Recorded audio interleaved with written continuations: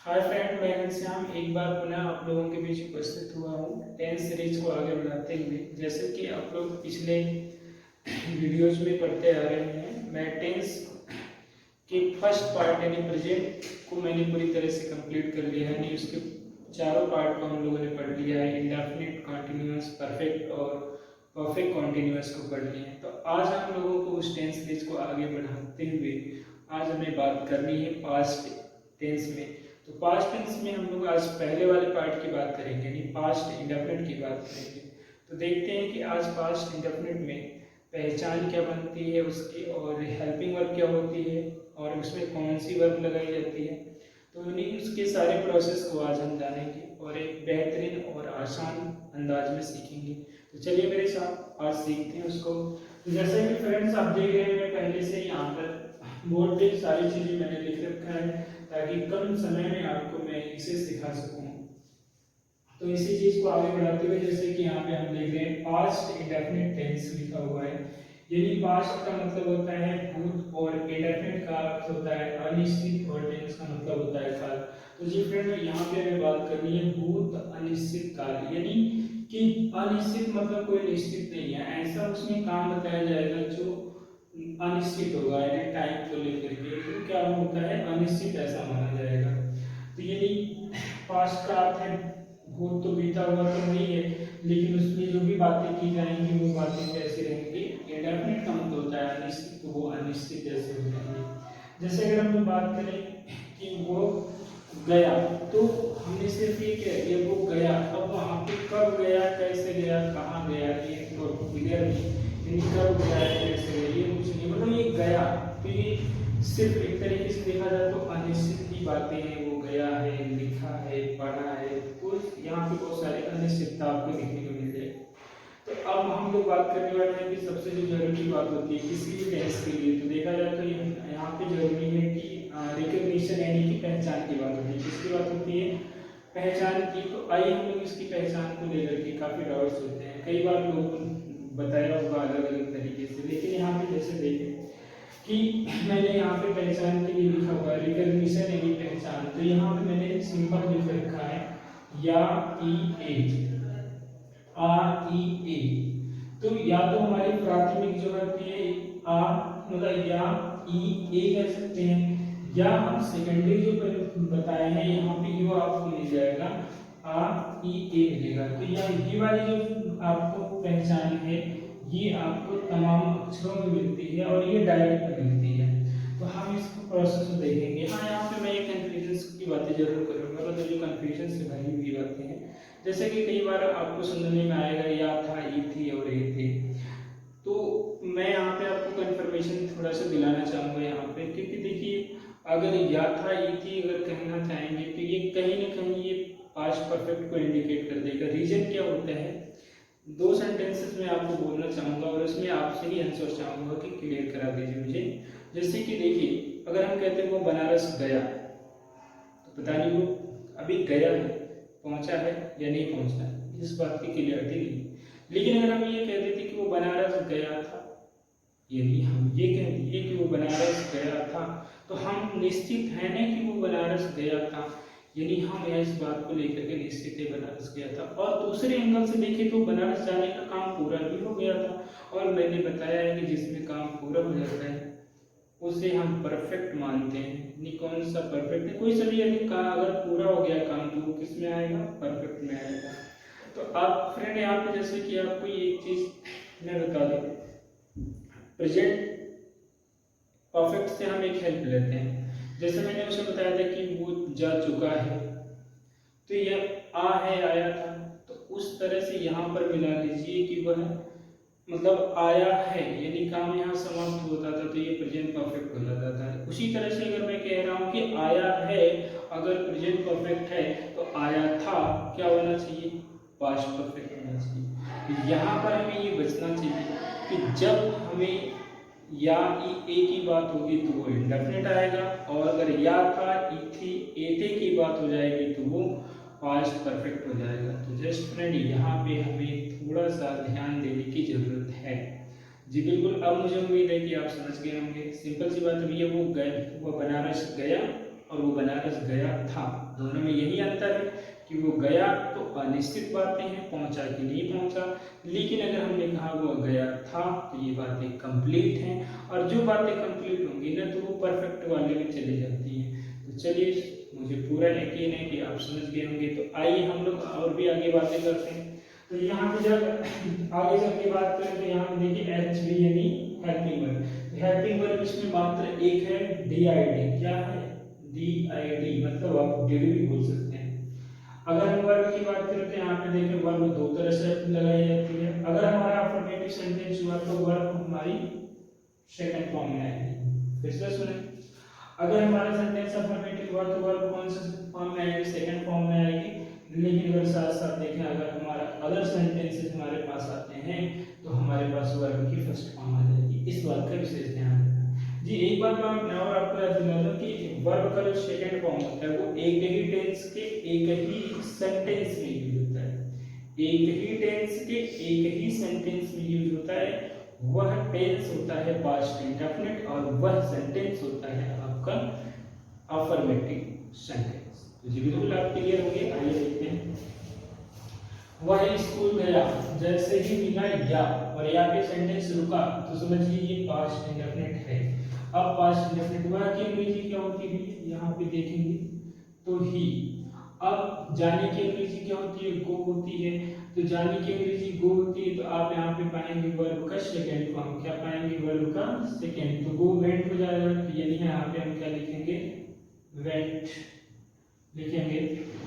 तो आगे बढ़ते हैं, देखिए यदि ये हो गया ही वेंट, वह गया। कहाँ गया? स्कूल। यानी हम यहाँ पे क्या करेंगे? स्कूल।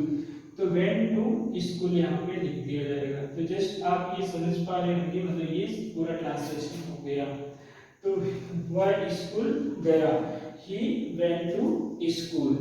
ओके फ्रेंड, तो आप बिल्कुल आसानी से समझ पा रहे होंगे, ये चीजें हम आसानी से ट्रांसलेट कर लें। तो जस्ट हम आगे बढ़ते हैं और रूल बनाते हैं। तो रूल बनाने में क्या हो जाएगा? जैसे आप देखेंगे यहाँ पे हम क्या लिखेंगे? सबसे पहले हमने सब्जेक्ट लिया तो सब्जेक्ट लिखेंगे। अब बात आती है यहाँ पे, अगर हम सिंगुलर की बात करें या हम प्लूरल की बात करें, यानी एसएन की बात कर ले या पीएनएस की बात कर ले, कोई भी आ जाए लेकिन वर्ब का सेकंड फॉर्म में लगेगा। जी फ्रेंड, बिल्कुल आपने सही समझा।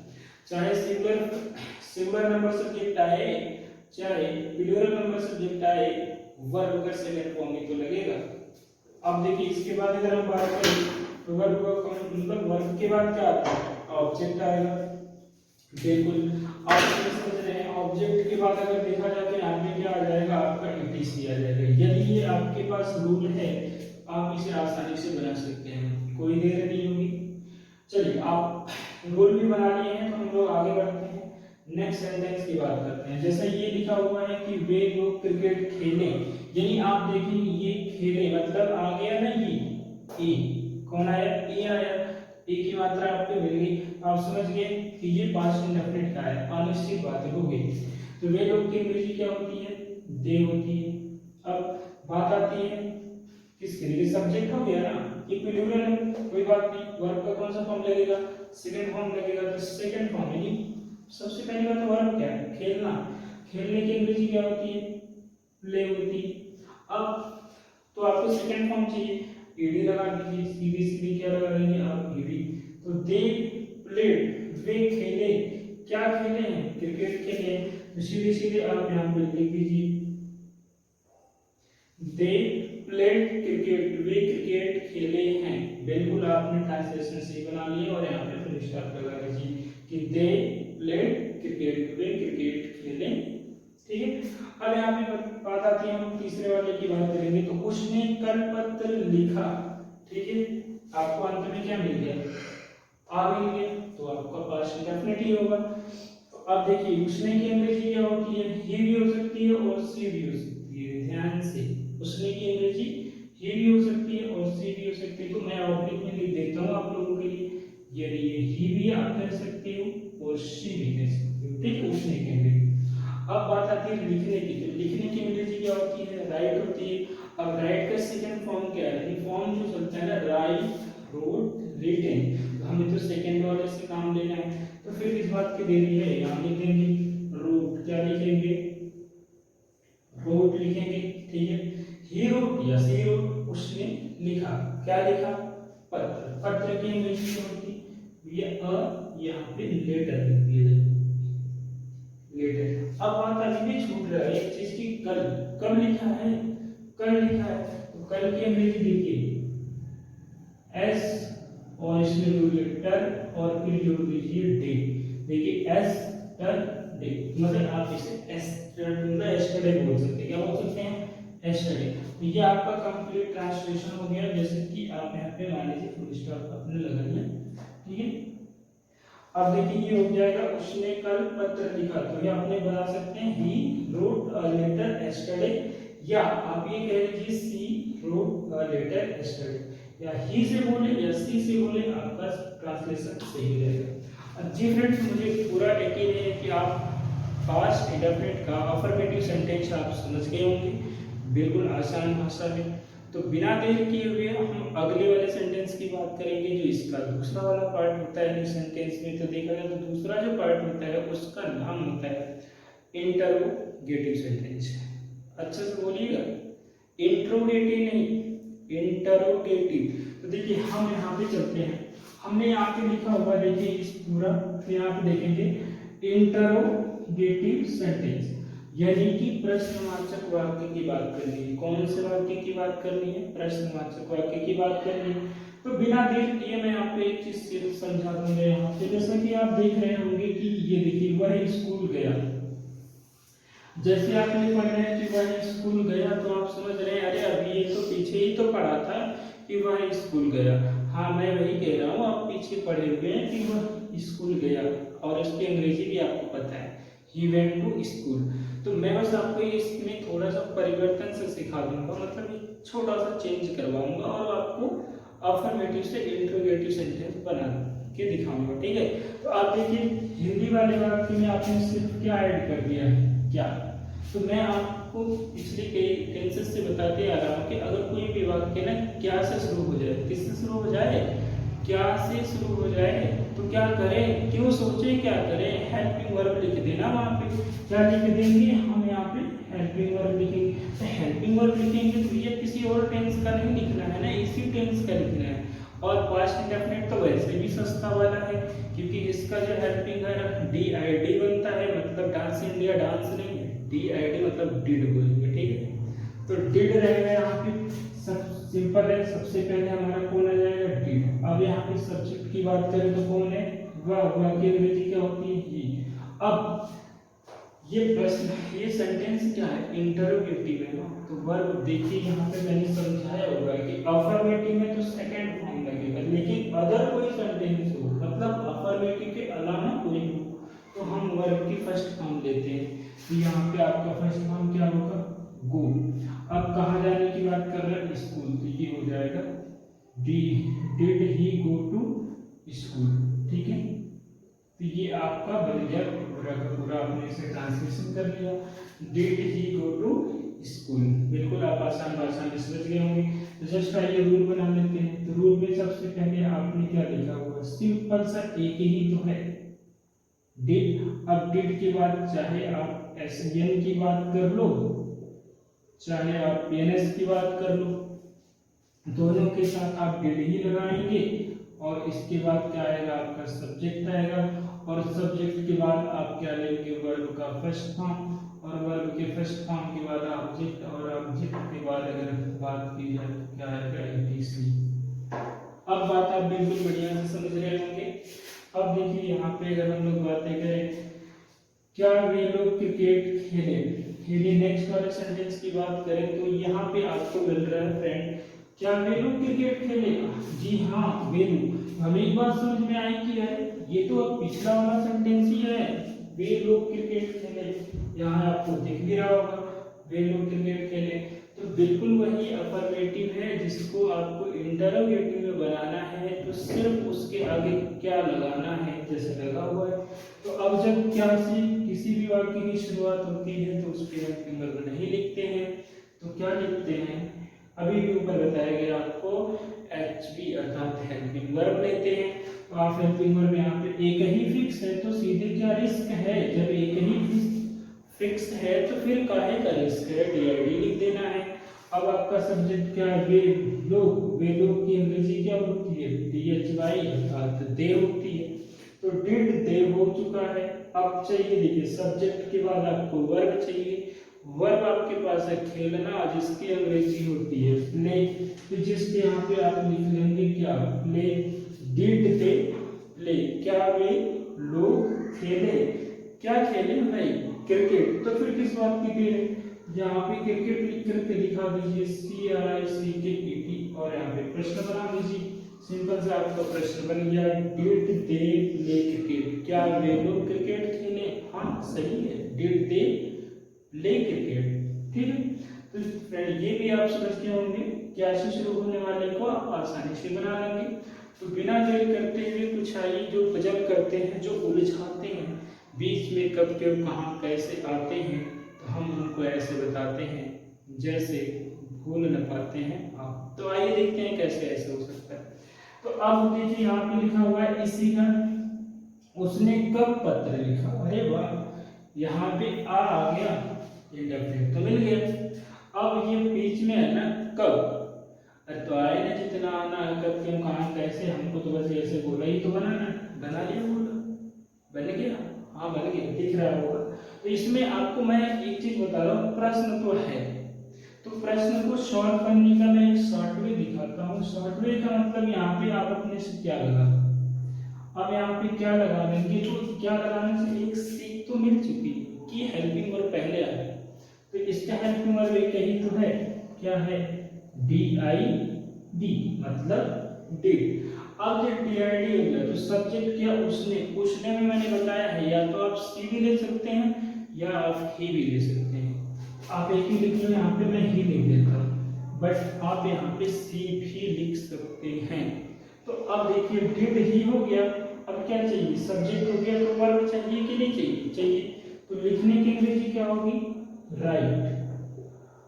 अब क्या लिखने की बात कर रहा है भैया, पत्र तो लिख रहा है, तो पत्र की अंग्रेजी क्या होती है, अ लेटर। क्या होती है, अ लेटर।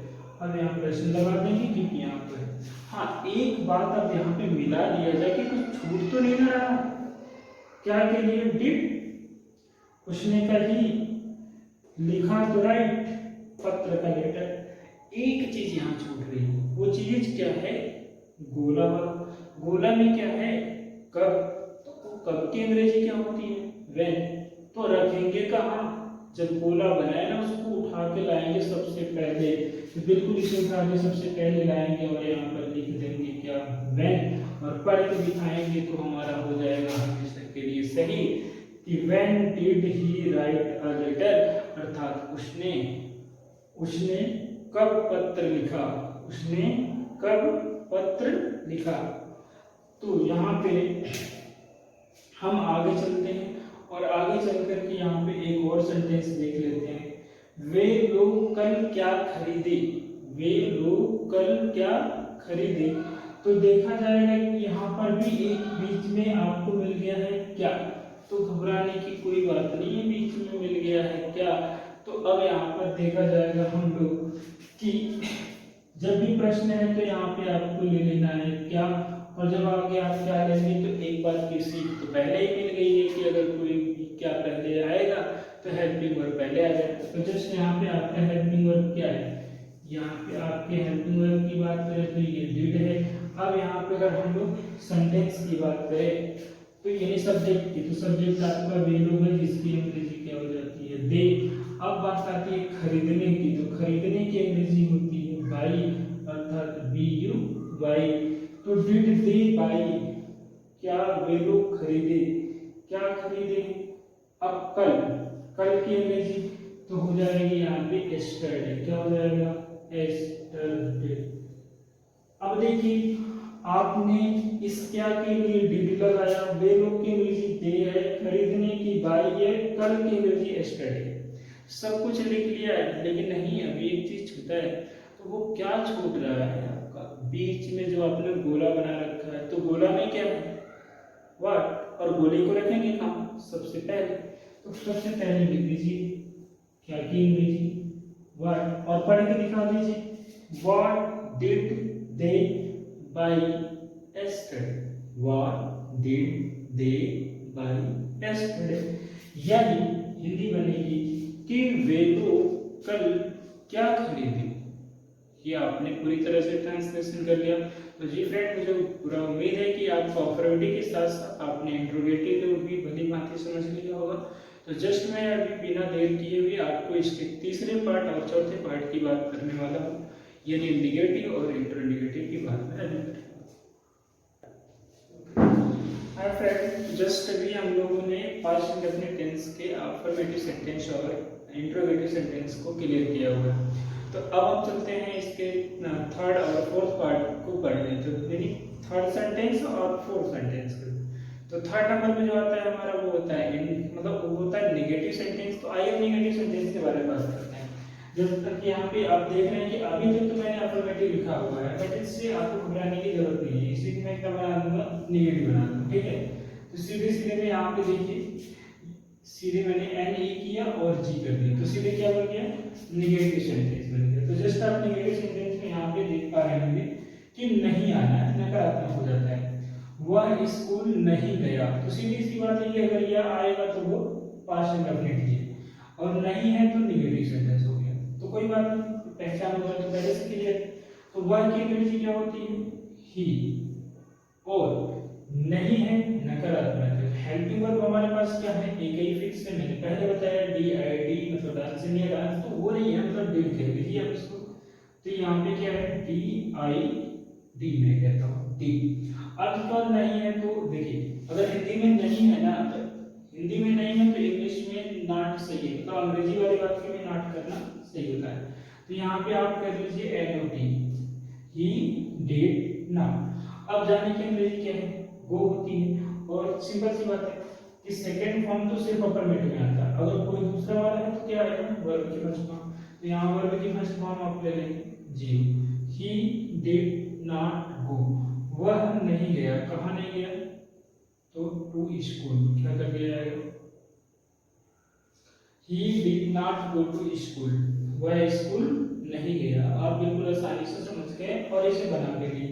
तो बिना देर किए हम रूल की बात कर लेते हैं। एक रूल तो है, सबसे पहले हमने क्या लाया हुआ है, सब्जेक्ट लाया हुआ, और सब्जेक्ट के बाद में अगर बात करूं, चाहे ये सिंगुलर की बातें हो या चाहे यहाँ प्लूरल की बातें हो, दोनों के साथ आप लगाएंगे डिड, और डिड के बाद आपको आ जाएगा एन ओ टी, आपने लिखा है नॉट, और नॉट के बाद आपका वर्ब का फर्स्ट फॉर्म है, और वर्ब के फर्स्ट फॉर्म के बाद आता है ऑब्जेक्ट, और ऑब्जेक्ट के बाद आप लिख लीजिए अपना ईटीसी। अगर यह नियम आपके पास है तो पास्ट इंडेफिनिट का नेगेटिव सेंटेंस भी आपके पास है। बिना देर किए आगे चलते हैं। तो अगला हमारा जो सेंटेंस है, वे लोग क्रिकेट नहीं खेले भैया, ये आया ना, तो ये देखिए ये इंडेफिनिट की पहचान पूरी होगी। अब नहीं है तो निगेटिव है, किस बात की देरी है, चलिए ट्रांसलेट कर देते हैं। वे लोग की अंग्रेजी क्या होती है, वे लोग की अंग्रेजी होती है दे। अब दे है भैया, सब्जेक्ट हो गया, प्लूरल है, ठीक है, तो इसके आगे क्या है, डी आई डी तो है, तो यहाँ पे आप ले लीजिए डी आई डी। अब जब आपने डी आई डी ले ही लिया है तो नहीं दिख ही रहा है, नहीं दिख रहा है तो फिर क्या लेना है, नॉट लेना है। तो सीधी सी बात है, एनओटी कर दिया। अब मेरे पूरा ये बन गया है, दे डिड नॉट बना है। अब नॉट के बाद मुझे दिख रहा है वी1 अर्थात वर्ब का पहला फॉर्म चाहिए। तो यहाँ पे कौन सा काम हो रहा है, खेलने का, और खेलना ही मेरा वर्ब है, जिसकी अंग्रेजी होती है पी एल ए वाई, मतलब प्ले। तो मतलब पूरा हो गया, दे डिड नॉट प्ले, वे लोग नहीं खेले, क्या नहीं खेले, क्रिकेट दिख रहा है, जिसकी अंग्रेजी होती है सी आर आई सी के और ई टी, स्टार लगा दीजिए। तो जी फ्रेंड, बिल्कुल ये भी आसानी से बन गया है कि वे लोग क्रिकेट नहीं खेले, ये तो हिंदी है, इंग्लिश में बोलिए दे डिड नॉट प्ले क्रिकेट।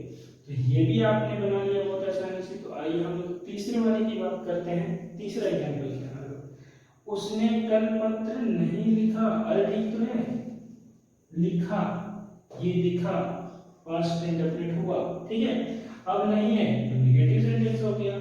अब देखिए बात यहाँ है, उसने में थोड़ी सी प्रॉब्लम होती है कभी कभी, सी लिखे कि ई लिखे, अरे जो मैं वो लिखे, उसने में ना सी भी है और हेवी है, यहाँ कोई दिक्कत नहीं है, तो मैं दोनों लिख देता हूँ। देखिए मैंने ही भी लिख दिया और आप लिख करके सी भी लिख दिया, ताकि कोई ना ही के लिए लड़ाई करे ना सी के लिए करे, जिसका जो मन करे वो लिखे।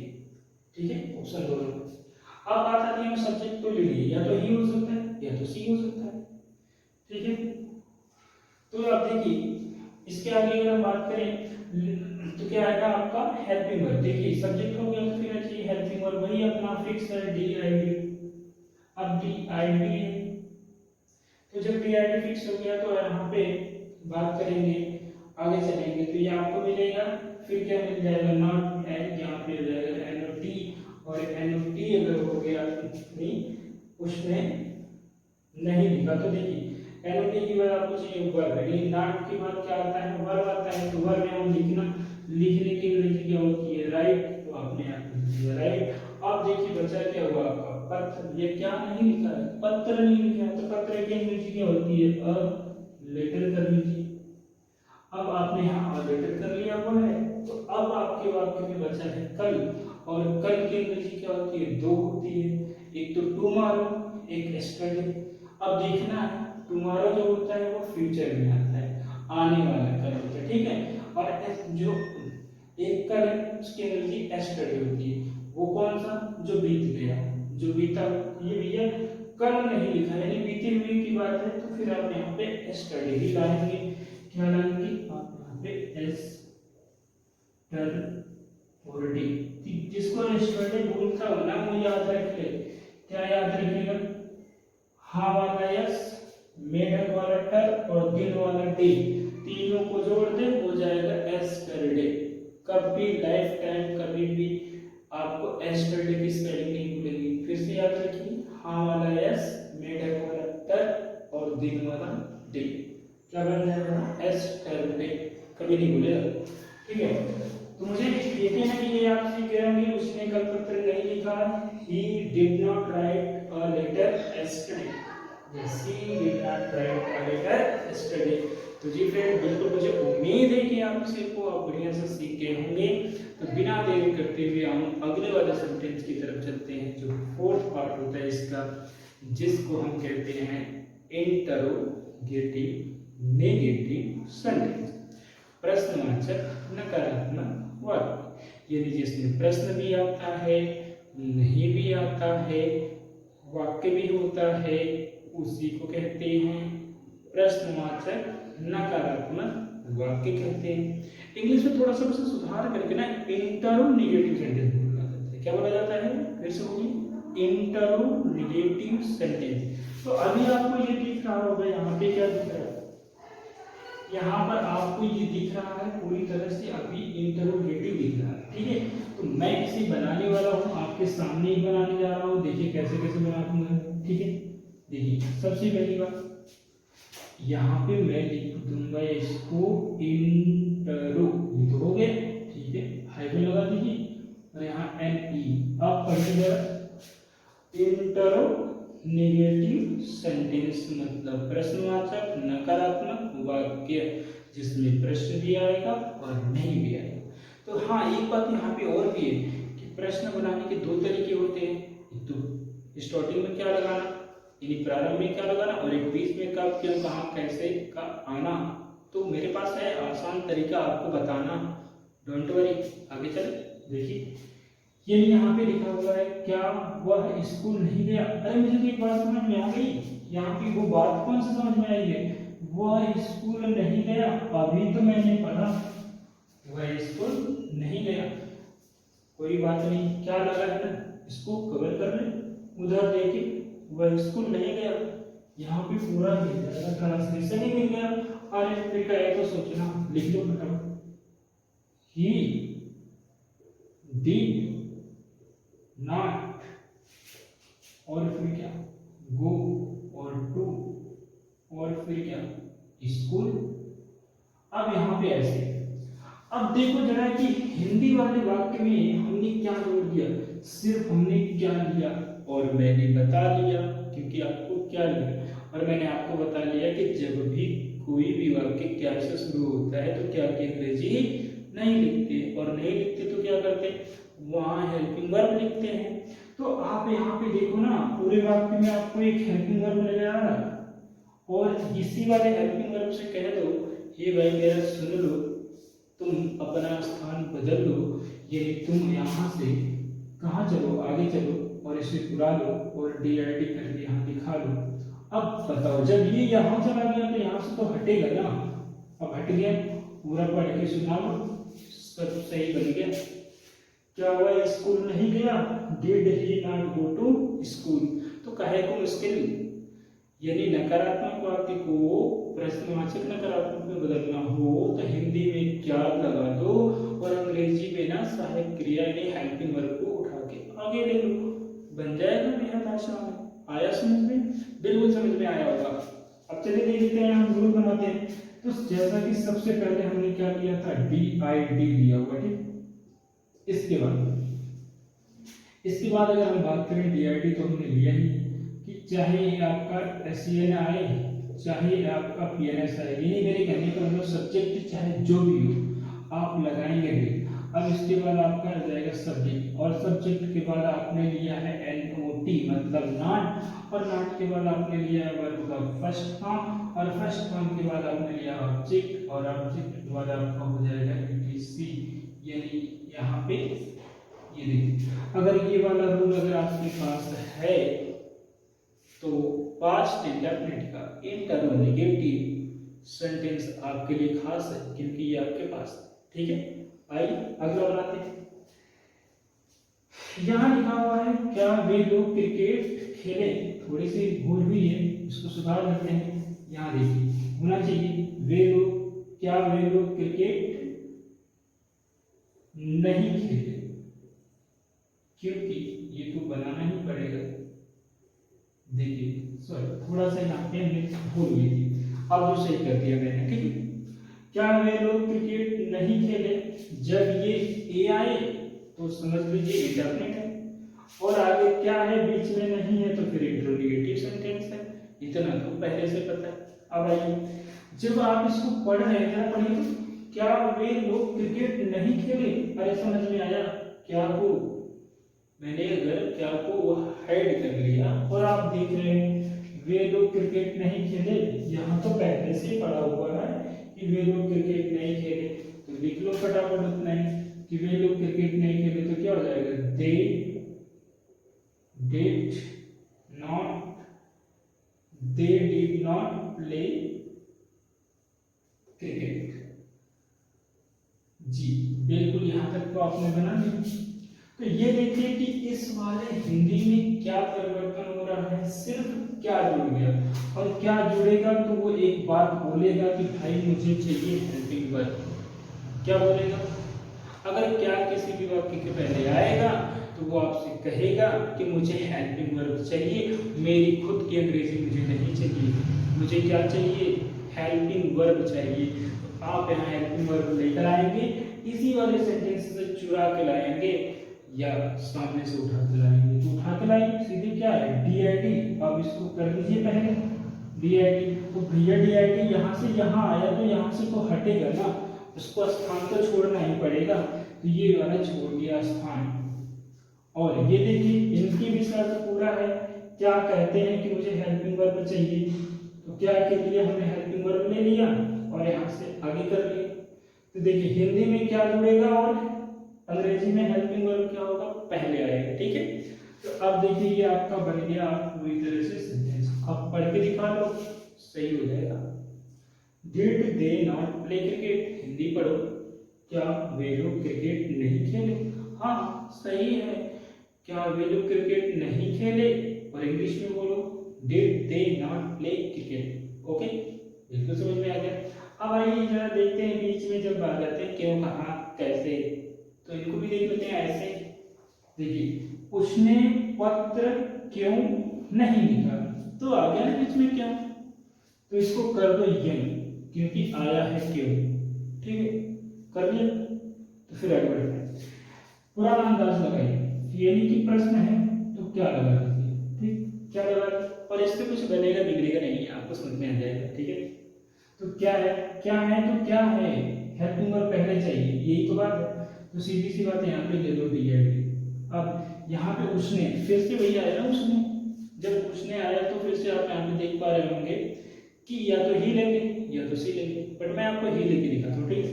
तो डिड ही, अब बात आती है, फिर नहीं है ना, क्या है, नहीं। जैसे यहाँ पे डिड पहले सब्जेक्ट आया, बाद में फिर क्या चाहिए, नॉट चाहिए। नॉट क्या है, वर्ब। कौन सा काम किया, लिखा। तो लिखने की अंग्रेजी यहाँ पे मैंने राइट लिखा। और क्या लिखा, पत्र। पत्र की अंग्रेजी क्या होती है, अ लेटर। क्या होती है, अ लेटर। यहाँ पे प्रश्न लगा दो क्योंकि डिड तो पहले आ गया, तो did he not write a letter. चलो मिलाते हैं, सबकी अंग्रेजी हो गई क्या, क्या कि डिड, उसने का ही, पत्र का, लेटर ही है, और नहीं के लिए नॉट है, लिखना का राइट है। अरे भैया सब तो हो गया, लेकिन एक गोला बनाया था ना, वो छूट गया। गोले के में क्या है, क्यों, और उसकी अंग्रेजी क्या होती है, वाई। और गोला याद रहे, जो आपने गोला बनाया वो हमेशा पहले ही आएगा, मतलब क्यों की अंग्रेजी क्या है, वाई। और लिख दो यहाँ और पढ़ के सुना दो, why did he not write a letter. यानी इस क्या का कोई मतलब नहीं है, वो तो आपने उठा के लाया था।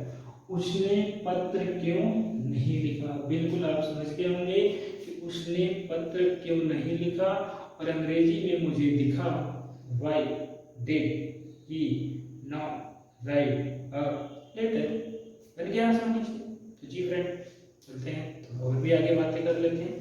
एक बचा हुआ है, तो हमारे पास एक जो बचा हुआ है उसको हम पढ़ेंगे। वे लोग कल क्या नहीं खरीदे, तो आपने देख लिया, खरीदे इंडेफिनिट हुआ, और क्या नहीं खरीदे प्रश्न हुआ, और नहीं है तो नकारात्मक हुआ, यानी इंटरोगेटिव सेंटेंस हमारे पास। कोई बात नहीं, बीच में आया क्यों, मतलब क्या, तो इसको कहिए भाई क्यों रहेगा, भी गोले में, और गोले का कुछ नहीं, इसको प्रश्न बनाना है, क्या हो गया। और मैंने बताया है कि अगर आगे क्या आया है तो एच वी को बुलाया, मतलब हेल्पिंग वर्ब को बुलाया। हेल्पिंग वर्ब हमारे पास एक ही तो है, डी आई डी, और डी आई डी के बाद सब्जेक्ट चाहिए। यहाँ पे सब्जेक्ट क्या है, वे लोग, जिसकी अंग्रेजी होगी दे। अब देखिए डिड हो गया, सब्जेक्ट हो गया। अरे यहाँ देखिए डिड दे नॉट है, हमारे पास भी क्या होना चाहिए, डिड दे नॉट, यानी ये हो जाएगा एन और टी। अब बात आती है काम कौन सा किया, खरीदा। खरीदने की अंग्रेजी बी यू वाई, मतलब बाय। तो डिड, यानी डिड दे नॉट बाय, क्या वे नहीं, क्या वे लोग नहीं खरीदे। कब, कल। कल की अंग्रेजी मत भूलिए, हाँ वाला यस, लेटर वाला टर, और दिन वाला दे, बन गया आपका यस्टरडे। अरे डिड पहले प्रश्न है, प्रश्न है तो प्रश्न लगा लो। चलो एक बार मिला दो कि क्या सभी अंग्रेजी हो गई, क्या जो हमने एज्यूम किया, जो माना, उसके लिए डिड पाया, वे लोग की अंग्रेजी दे है, और नहीं के लिए नॉट है, खरीदना का बाई है, कल का यस्टरडे। सब तो हुआ, लेकिन गोले वाला भी नहीं हुआ, ये छूट गया। तो गोला में क्या है, क्या है, और उसकी अंग्रेजी क्या है, व्हाट है। तो व्हाट कहाँ आएगा, गोला हमेशा पहले ही आएगा, तो मतलब इसको कर दीजिए पहले, यानी ये व्हाट। अब पढ़ के दिखा दो, what did they not buy yesterday, यानी ये क्या तो अपने लिखा है, बताओ, वे लोग कल क्या नहीं खरीदे। और English, what did they not buy yesterday, मतलब उसने कल क्या नहीं खरीदा। समझ में बिल्कुल आ गया होगा फ्रेंड आपको। तो मैं आप उम्मीद करता हूँ कि आप इस वीडियो को आप समझ गए होंगे, पास्ट इंटरप्रेट आपका क्लियर हो गया होगा। तो बस आपसे एक रिक्वेस्ट है कि यदि वीडियो पसंद आती है तो आप लोग इसे लाइक, शेयर एंड सब्सक्राइब करना नहीं भूलेंगे, ताकि मैं मोटिवेट होकर के आपके लिए और भी अच्छे से अच्छी वीडियो बना सकूं, और जितने भी डाउट हैं उन्हें आसानी से, यानी अच्छे ढंग से मैं आप तक मतलब क्लियर करके आप तक पहुंचा सकूं। तो चलिए friend, thank you so much for watching my video.